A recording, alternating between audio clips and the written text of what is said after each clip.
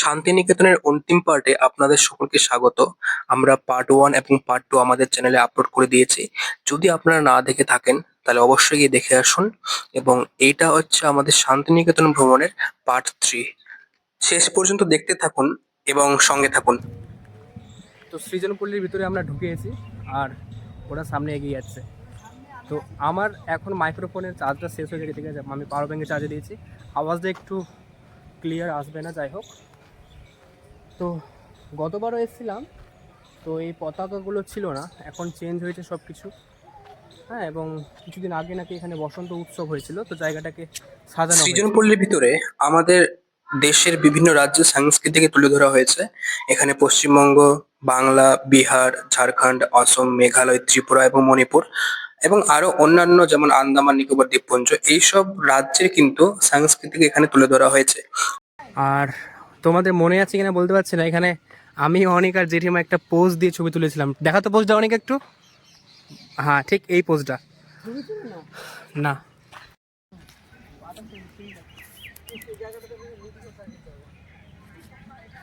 সৃজনপল্লী আমাদের ঘোরা হয়ে গেল, ঠিক আছে, গেল কি মজা। এখন আমাদের কোথায় যেতে হবে? এই যে সোনাঝুরি সোনাঝুরি সোনাঝুরি হাটে, ঠিক আছে।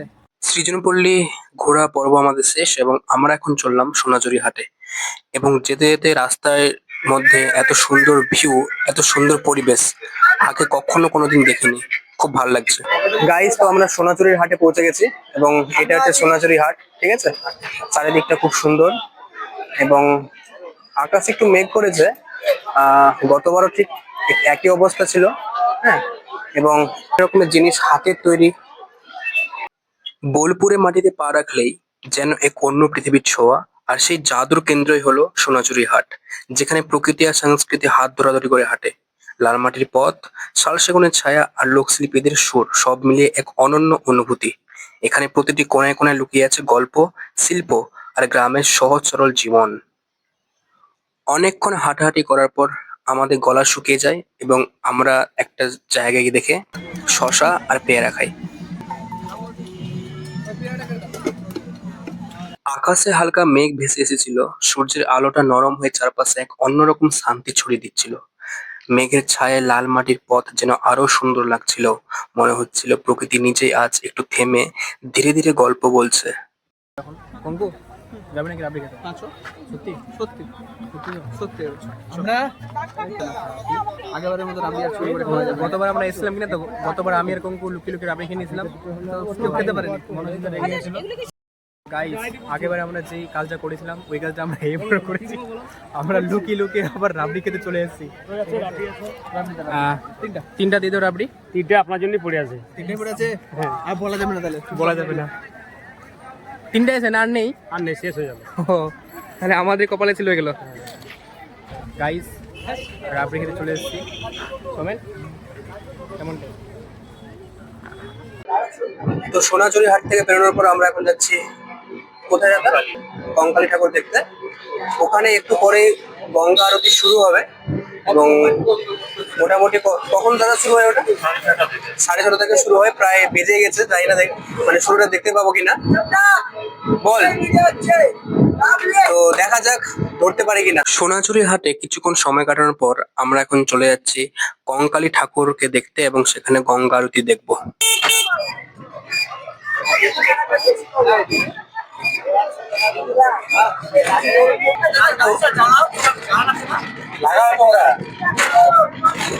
তো রাতে আমরা কি কি খাবো ওটা এখন ডিসকাস হয়ে গেছে, ঠিক আছে। আমরা কাঁচা খাসি মাংস নিয়ে যাবো এবং নিজেরাই রান্না করে খাবো এবং রাতে হবে ফুল টু পার্টি একদম, ঠিক আছে। এবং কত রকমের এনজয় হবে, ঠিক আছে, সবকিছুই আপনাদেরকে দেখাবো কতটা লেভেলে আমরা মজা করছি। হ্যাঁ, এবার আমরা রাতে একটা ঘরে ঘরে থাকলে তো অনেকটাই মজা হয়, ঠিক আছে। মন্দিরের ভিতরে পৌঁছাতে গিয়ে দেখি সেখানে গঙ্গা আরতি শুরু হয়ে গেছে এবং গতবার আমরা ঠিক একই সময় এসেছিলাম এবং একই সময় গঙ্গা আরতি শুরু হয়েছিল, ঠিক যেভাবে এই সময় শুরু হয়েছে। আলোর ঝলকানিতে ভরে উঠেছে চারপাশ, ঘন্টার ধ্বনি আর মন্ত্রের সুরে যেন এক অন্য জগৎ তৈরি হয়েছে। হাজার মানুষের ভিড়েও এখানে আছে এক অদ্ভুত শান্তি, মনে হয় সব দুঃখ সব ক্লান্তি আগুনের আলোয় মিলিয়ে যাচ্ছে। এই আরতির আগুন শুধু প্রদীপ নয়, এটা বিশ্বাস, ভক্তির ভালোবাসার প্রতীক। এই মুহূর্তটা শুধু দেখার নয়, এটা অনুভব করার। গঙ্গা আরতি দেখে আমরা চলে আসলাম হালকা টিফিন করতে, চা আর বিস্কিট। মন্দির থেকে আমরা চলে আসলাম রুমে এবং এখানে আমরা নামবো এবার রান্নার কাজে। তো গাইস, আমরা এখন কাজের জন্য রেডি হয়ে গেছি। আমরা খাসির মাংস নিয়ে এসেছি এবং খাসির মাংস দিয়ে আজকে আমরা পার্টি করব, ঠিক আছে? আমাদের কাজ চলছে, এখানে রেডি হচ্ছে গামছা নিয়ে।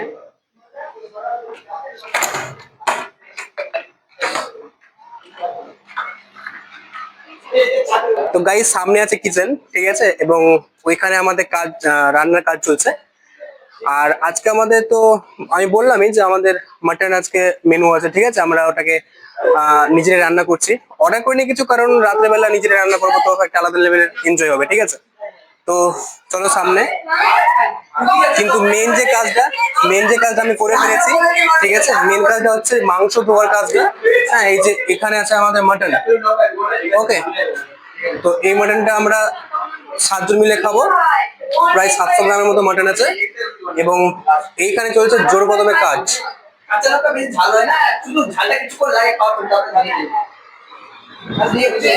এই তো এর কোনো কাজের নাই, বসে বসে চিল মারবে, ঠিক আছে?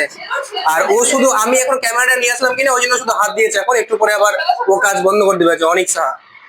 আর এদিকে জিসা আর দেবী তো ভালো করে কাজ করছে। হ্যাঁ, এদিকে কঙ্কু মন দিয়ে কাজটা করছে। আর একটু পরে আমাদের রান্নার কাজ শুরু হবে।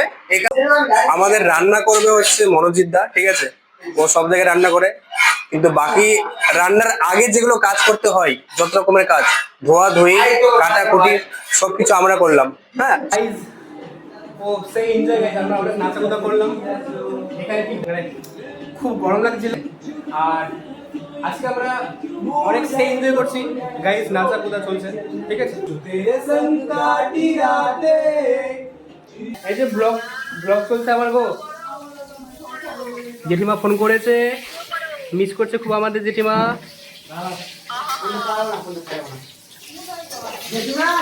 আলু ভাজা হচ্ছে এখানে। এই যে রাঁধুনি, আচ্ছা মেয়েদের বলে রাঁধুনি, তো ছেলেদের কি বলবে? রাঁধুনা। তো গাইস, ওরা রান্না করুক নিজের মতো। আমাদের রান্নার কাজ শেষ, এখন আমরা খেতে বসবো এবং আমাদের ভাত বেড়ে দিচ্ছে মনোজিৎ দা এবং আমরা খাবো, আর বাকিরা পরে খাবে। প্রায় রাত 1টা, রাতে ভাবছি আজকে ঘুমাবো না। এবার তারা গুড মর্নিং গাইস। তো আজকে তারিখ হচ্ছে 18 এবং আমরা সকালে ঘুম থেকে উঠে ফ্রেশ ট্রেশ হয়ে এখন যাবো চা খেতে, ঠিক আছে?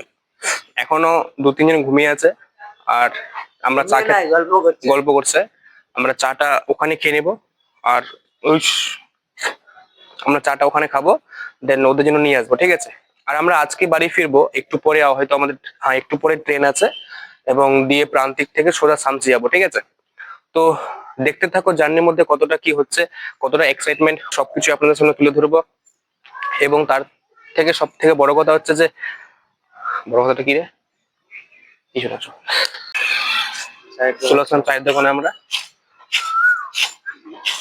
তো আমাদের ট্যুর এখান থেকে শেষ, আমরা এখন বেরোবো এবং আমাদের টোটো সামনে চলে এসছে। আবার জানি না কবে আসবো, বাট তো টাটা শান্তিনিকেতন বেরিয়ে পড়লাম আজকে। হোটেল রুম থেকে বেরিয়ে আমরা সোজা যাচ্ছি এখন প্রান্তিক রেলওয়ে স্টেশনে। সেখানে আমাদের রয়েছে কুলিক এক্সপ্রেস, সেই কুলিককে ধরেই আমরা যাব আমাদের নিচের গন্তব্য পথে। এবং দেখতে দেখতে ট্রেন চলে এসেছে। আর সব থেকে বড় কাণ্ড হচ্ছে যে ট্রেনে এতটাই ভিড় যে ট্রেনে পা ফেলার মতো জায়গা নেই। আমরা ট্রেনকে মিস করে ফেলেছিলাম। জীবনে একটা প্রথম ভালো এক্সপিরিয়েন্স হলো, মানে খুবই ভালো বলতে গেলে। আমরা আমাদের যে ট্রেন ছিল কুলিক প্রান্তিক থেকে শামসি বাড়ি ফেরার জন্য, সেই ট্রেনকে আমরা মিস করে দিয়েছি। মিস করিনি যেহেতু ট্রেনে এতটা ভিড় ছিল কিনা যে পাটা রাখা জায়গায় ছিল না, ঠিক আছে? ওই জন্য ট্রেনে এদিক ওদিক কেমনি করে আমরা, হ্যাঁ, এদিক ওদিক দৌড়াদৌড়ি করতে করতে শেষ পর্যন্ত ট্রেনটা ছেড়ে দিল। আর ট্রেনটা মিস হয়ে গেল। এখন ট্রেন আছে আবার বিকেলে, ঠিক আছে, এখন জানি না কি হবে। প্রান্তিক স্টেশনে ট্রেন মিস করার পর আমরা আবার গেছিলাম হোটেলে। যেহেতু হোটেলওয়ালাদের সঙ্গে আমাদের সম্পর্ক আগে থেকে ছিল কিনা, তো সেই জন্য আমাদের থাকতে দিয়েছিল এই বিকেল পর্যন্ত। তো সেখানে থেকে আবার আমরা আসলাম বোলপুর শান্তিনিকেতন স্টেশনে। সেখান থেকে আমাদের ট্রেনটা ছিল কাঠগোদাম এক্সপ্রেস।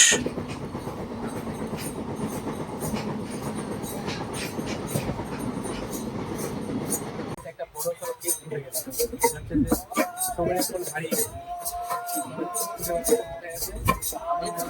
আমার মনে হয় আমাদের ফোনটা টেনে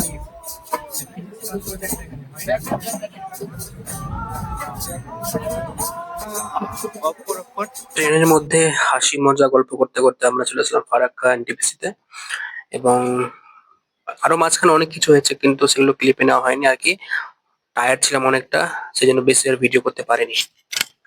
মালদা টাউন স্টেশনে পৌঁছানোর আগে আমরা একটা বোলেরোকে ভাড়া করেছিলাম, এবং সেটা আমাদের মালদা টাউনে আনতে গেছিল, এবং বোলেরো করে আমরা সবাই বাড়ি ফিরছিলাম রাতে মোটামুটি একটা 11টার দিকে, ঠিক আছে। এবং খুব টায়ার্ড ছিলাম, বেশি ভিডিও করতে পারিনি, সেই জন্য যতটা ছোট্ট করে ক্লিপ নেওয়া যায় ততটা নিয়েছি। গাইস, ফাইনালি আমরা বাড়ি পৌঁছে গেছি, ঠিক আছে। বেশি কিছু বলবো না, বলার মতো একদম কোনো অবস্থাই নেই, খুব বলার মতো কোনো অবস্থা নেই, বেশি কিছু বলছি না। জেঠিমা আমাদের জন্য দাঁড়িয়েছিল। হ্যাঁ, গুড নাইট, টাটা।